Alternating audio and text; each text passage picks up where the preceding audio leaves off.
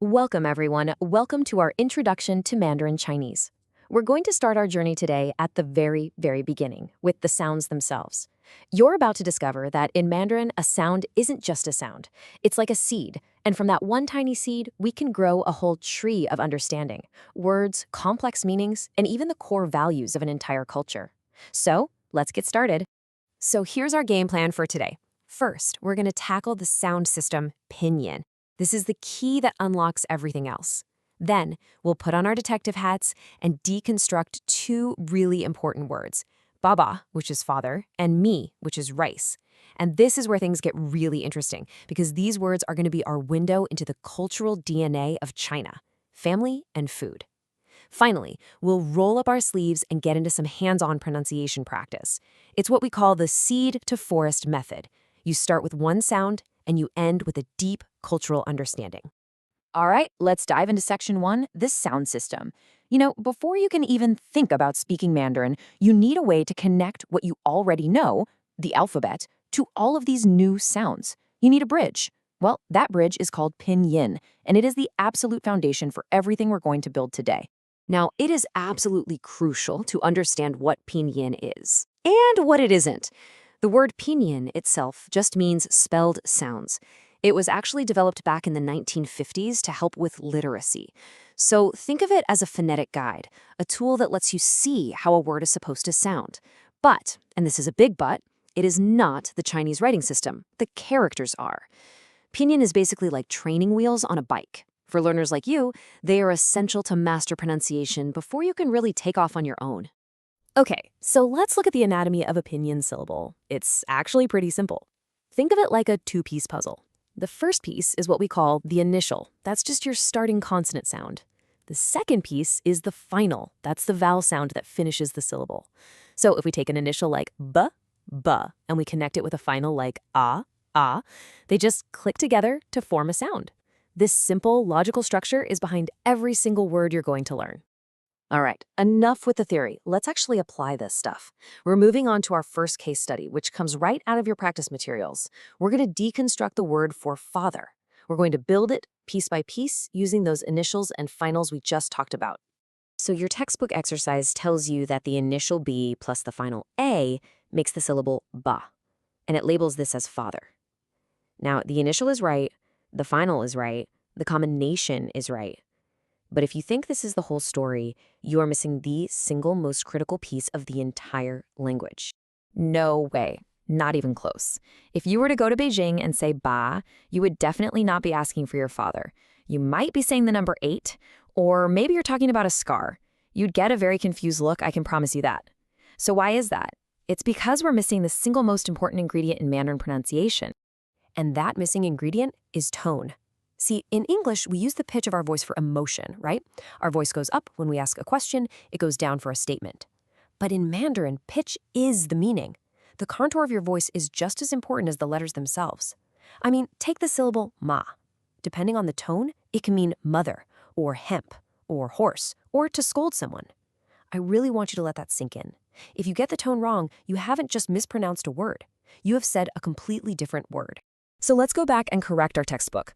The word for father isn't the flat, high first tone, ba. It's the sharp, falling fourth tone, ba. Take a look at the tone mark on the slide. See how it's a downward slash? That's literally showing you what your voice needs to do. It's like a command. It's forceful.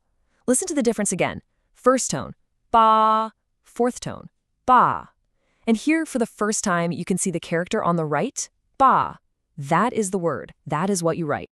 Okay, so now that we have the correct sound, we can start to unlock the correct meaning.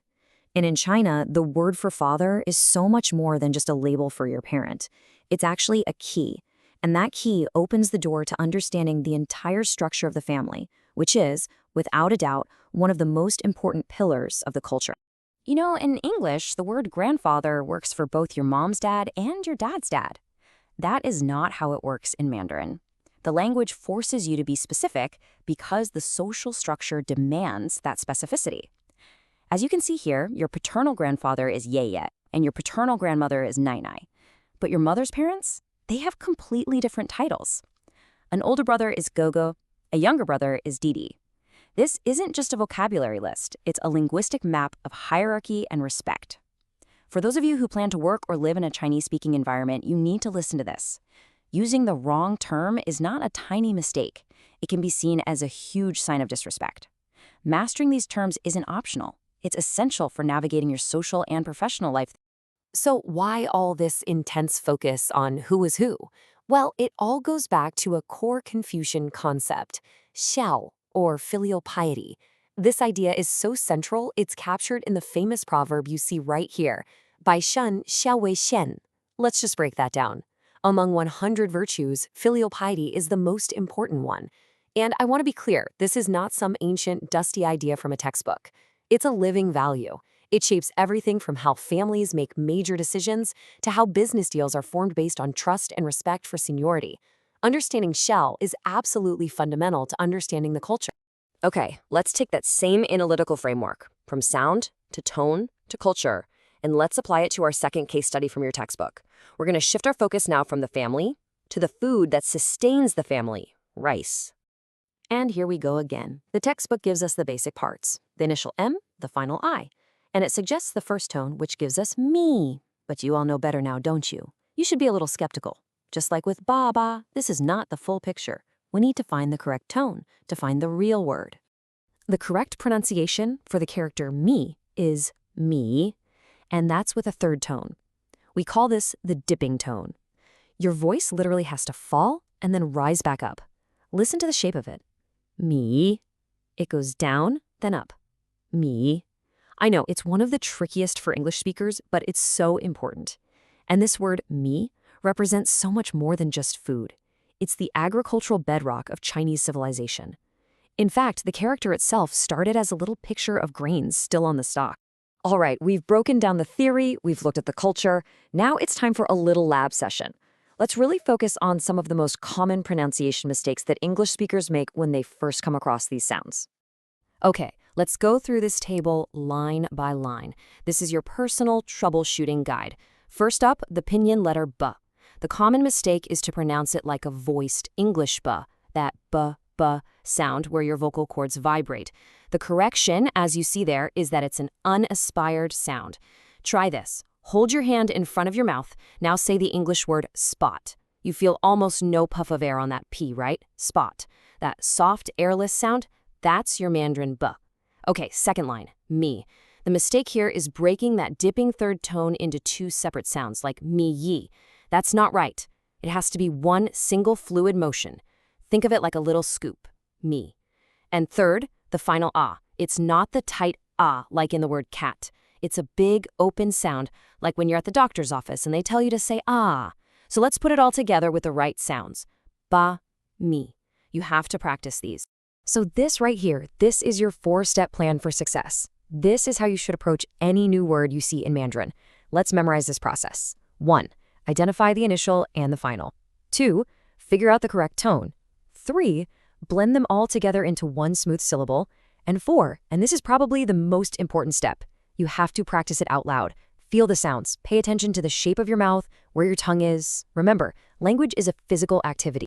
So today, we have really mastered the atom of the Chinese language, the syllable. We've seen how just one single syllable can unlock pronunciation, vocabulary, and even really deep cultural meaning. So that leads us to our final question for today. What happens when we start stringing these atoms together, when we combine baba and me with other words to build something bigger? Well, that's when we enter the world of grammar, sentence structure, and real communication. And that is exactly where we will begin our next lecture. Class dismissed.